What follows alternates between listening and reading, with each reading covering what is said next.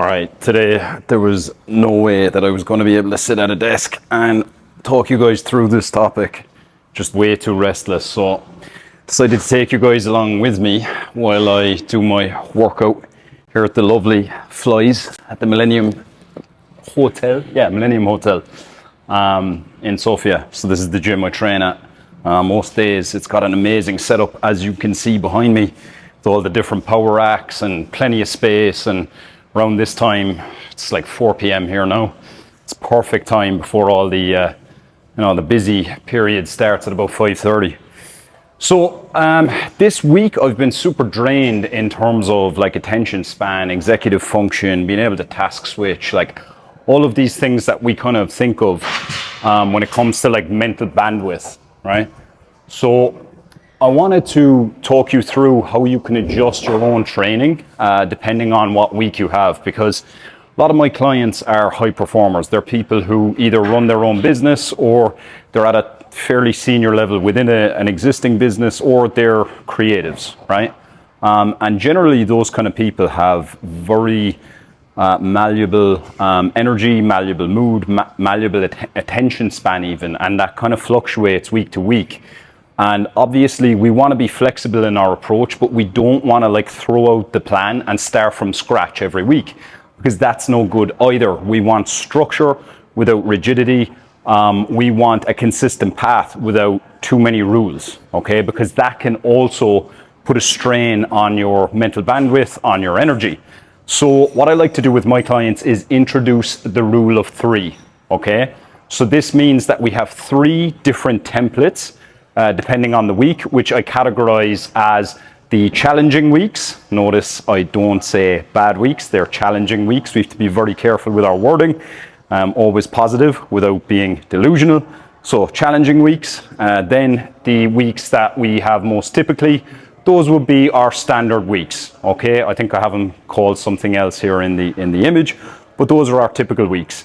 And then we have the ideal weeks where everything just goes perfect, you've got amazing energy, and you can often be fooled into thinking that this is what the rest of your life is going to look like, that, you know, you've peaked, you've reached new highs, and it's all going to be downhill from here until inevitably that drops off as well. And this is a very common frustration of many of my clients who do describe themselves as that high performer type. So what we're going to do is we're first going to look at the base layer of this kind of an approach, right? We're going to have 3 basic habits that perform like the base layer of a cake, okay? So those 3 habits are resistance training. We have some form of attention paid to our nutrition, and then we have a base layer of activity to do with our cardio. Most of the time that's going to be our step count. It's not going to be anything crazy, and I'll explain why as we go along. So that's the base layer. Now on the standard week, we're going to follow a method that is very successful for my clients in getting them to lose anywhere between 6 to 10 kilos very predictably over the course of 12 weeks. And this is called the 2-3-3 method. So what this involves is doing 2 hours of training across 3 workouts per week, and then as part of those 3 habits, right? So the 3 habits are training, getting between 8,000 and 12,000 steps per week on average. So that would be on average about 10,000. And then with the nutrition, we're just tracking 2 variables, which are calories and protein, right? So those are our 3 habits. All right, so that was the 2-3-3 method for the weeks where things are fairly standard. There's nothing out of the ordinary, okay? But we all know that that's not going to be the reality of every week. So then we also need contingency plans to like make our baseline even better, right? To make sure that we rebound every time, that we're not falling completely off the wagon. And I think that's where most fitness plans ultimately fall apart, because they're not flexible enough, right? They basically break under any kind of real life stress. So on the worst weeks where like things just completely go off plan, shit hits the fan, or even you're on the road, you're traveling, right? Your environment has changed, or you're away at a conference with work.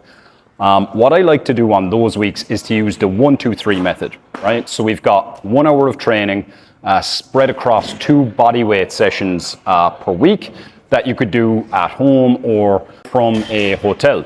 Speaking of things not quite going to plan and being flexible, I'm up on a treadmill now because the cleaning lady just started behind me. So that's one of the downsides of working out a gym in off-peak hours. So anyway, where was I? Oh yeah, I was at the 3 habits that we have when we're doing the 1, 2, 3 method when you're on the road, right? So we've got the 1 hour of training. So that's basically part of your 2 workouts. You've got 1, 2, and then the 3. And we've got the step count. With the nutrition, what we're looking at here is we're just looking to have 2 large meals in the day. So for example, if I'm on the road, I'm going to eat like mid-morning, have a very big breakfast that's going to set me up for the day so that then I can go see the sites or engage in work meetings if it's for work. And then in the evening, if I want to do something social with people I haven't seen in a while or work colleagues, then I can do so without thinking too much about food, right? And then, you know, it frees the whole middle of your day up as well.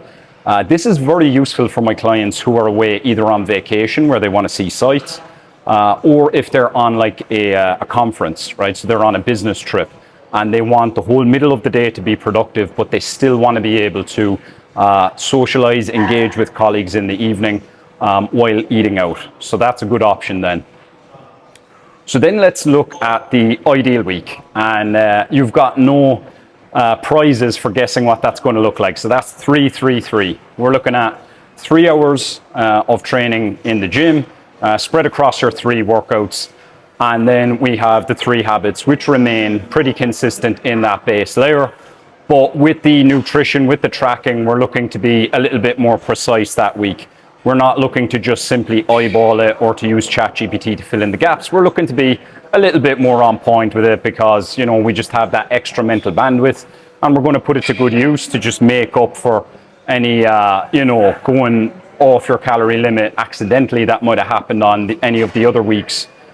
When you were away on a trip away, or, you know, when you were just a bit more intuitively tracking with your nutrition. So we're just trying to tighten that up a little bit on that week. Now, on the ideal week, why then wouldn't I have you in the gym more often, right?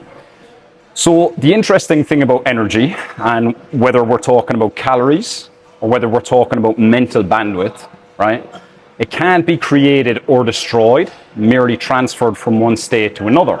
Right? And we're always going to have to account for any energy that's expended or any energy that comes in, even if it's not immediately, right? Even if it's if we're in an overdraft or if we are storing it for another day. So I like to keep the 3 trainings per week pretty consistent unless we have the, you know, shit hits the fan weeks where we go down to 2 trainings per week. But even on the great weeks, I think it's better to show some restraint to actually, you know, not introduce too many more variables into your life. Because remember, we're not increasing your mental bandwidth on those weeks, as in we're not putting any more pressure on it.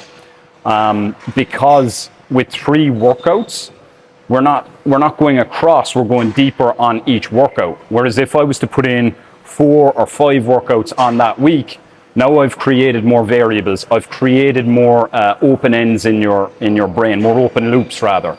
You know, you'll have to commute every time that you're going to the gym. There's going to be decisions about when you finish your work every time you go to the gym. There's going to be more decisions to make around your nutrition, right? It just creates more open loops every workout that we add to the week. So I think 3 is honestly the magic number for most high performers.